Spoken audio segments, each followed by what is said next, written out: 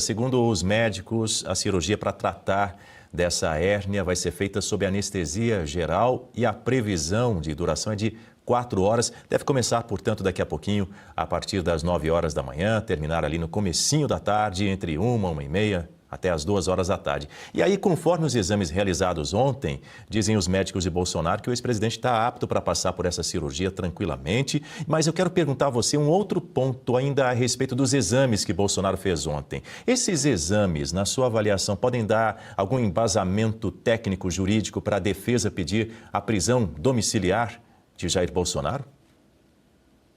Ainda que não houvesse esses exames agora, Dani, ainda que não houvesse essa cirurgia, o direito à prisão domiciliar humanitária ao ex-presidente, esse direito é patente, é notório. Você não precisa ter conhecimento profundo do direito para entender que o quadro de saúde do ex-presidente justifica uma prisão domiciliar humanitária. Quando nós falamos aqui sobre esse direito que foi concedido ao general Augusto Heleno, eu comentei que o Moraes só deu esse direito ao Augusto Heleno por conta da condição de saúde do Alzheimer que ficou comprovada do general. Se não fosse isso, ele não daria, porque está longe de passar pela mente e da caneta do ministro Alexandre de Moraes algum tipo de humanidade para esses condenados do 8 de janeiro. Ele precisa dessas condenações, parece que é para mostrar ainda mais o seu poder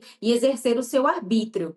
No laudo que foi emitido depois da perícia, ficou ali clara a necessidade dessa cirurgia em relação às hérnias e também a questão do soluço, porque são duas questões que acometem hoje o ex-presidente.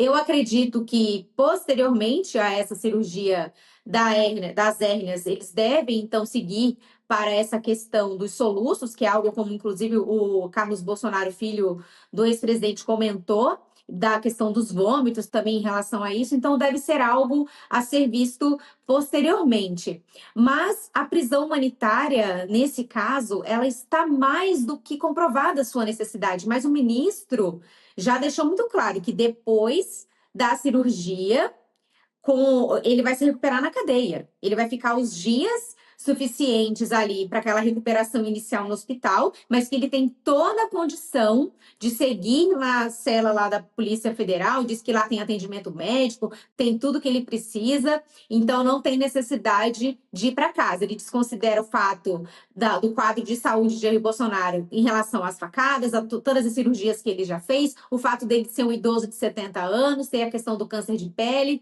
nada disso é considerado. Não, tem todas as condições para ficar na cela. Se fosse um criminoso realmente perigoso ou um criminoso de fato, que a gente sabe que não é o caso, provavelmente as decisões seriam bem ao contrário. Como a gente tem comentado aqui em outras oportunidades, naquela operação no Rio de Janeiro contra o crime organizado, contra narcoterroristas, o ministro Alexandre entrou num helicóptero no dia seguinte para ver se os direitos humanos daqueles traficantes foram respeitados naquela operação. Vejam só que absurdo. E o absurdo, ele se coloca, se manifesta nessa falta de equivalência. Na hora que você está diante de um idoso, fazendo cirurgia atrás de cirurgia, comprovado por todos os exames, inclusive pela perícia, a necessidade dessas intervenções cirúrgicas, nem assim o ministro Alexandre concede prisão domiciliar humanitária. E ele fala que ele não concede, sabe qual é o motivo também? Risco de fuga. Qual que é o risco de fuga do ex-presidente Jair Bolsonaro?